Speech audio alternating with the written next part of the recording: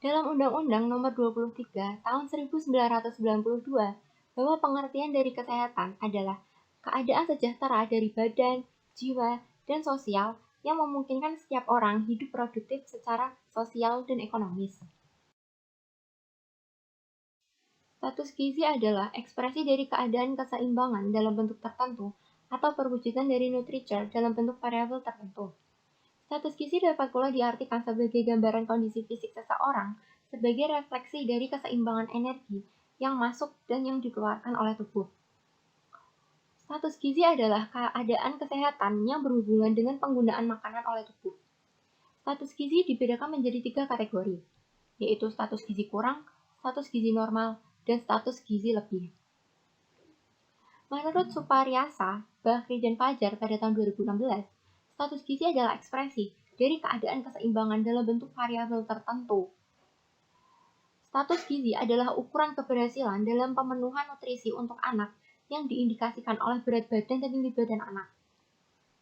Status gizi juga didefinisikan sebagai status kesehatan yang dihasilkan oleh keseimbangan antara kebutuhan dan masukan nutrien. Penelitian status gizi merupakan pengukuran yang didasarkan pada data antropometri serta biokimia dan riwayat oleh Beck pada 2000. Di Indonesia saat ini masih rendah terhadap pendapatan per kapitanya. Tentu, hal ini mempengaruhi gaya hidup masyarakat. Tidak hanya itu, hal ini juga menyebabkan kekurangan gizi akibat makanan yang tidak sehat.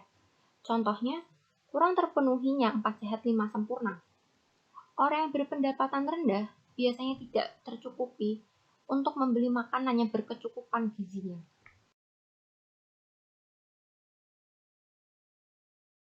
Daya beli merupakan kemampuan seseorang untuk mendapatkan atau memperoleh barang yang dibutuhkan. Kemampuan yang dimaksud adalah kemampuan secara ekonomi, yaitu kemampuan seseorang mengeluarkan uang yang dimilikinya sesuai dengan barang yang diinginkan oleh seseorang. Sehingga daya beli makanan dapat diartikan sebagai kemampuan secara ekonomi dari seseorang untuk memperoleh makanan yang dibutuhkan sesuai pendapatannya. Pemilihan makanan dipilih berdasarkan beberapa golongan. Yang pertama, ada bayi. Pada fase ini, bayi memerlukan ASI dari ibunya sampai usia 4 bulan. Dalam hal ini, anak tumbuh mengandalkan ASI dari ibunya. Yang kedua, ada anak-anak.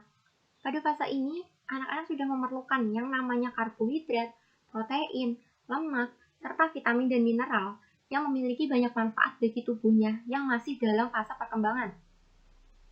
Lalu selanjutnya ada remaja. Umumnya pada usia remaja, mereka makan tanpa memperhatikan apa yang mereka makan. Karena mereka sedang berada di fase mencari jati diri. Hal ini dapat menimbulkan penyakit dan para remaja akan mudah terkena penyakit pencernaan seperti diare atau sakit perut dikarenakan memakan yang tidak sehat. Lalu selanjutnya ada dewasa. Pada fase ini harus sudah bisa memilih mana makanan yang tentu sehat dan mana yang kurang. Dan tentunya paham beberapa makanan yang dapat menimbulkan penyakit khusus seperti kolesterol, gula, yang semestinya mereka sudah dapat mencegahnya. Lalu yang terakhir ada lansia. Pada fase ini harus lebih hati-hati dalam memilih makanan dan tentunya harus sesuai dengan apa yang dibutuhkan oleh tubuh. Dan pada fase ini mulai mengurangi makanan yang banyak mengandung gula, garam, dan lemak. Karena umur lansia ini rentan terkena penyakit seperti yang namanya diabetes.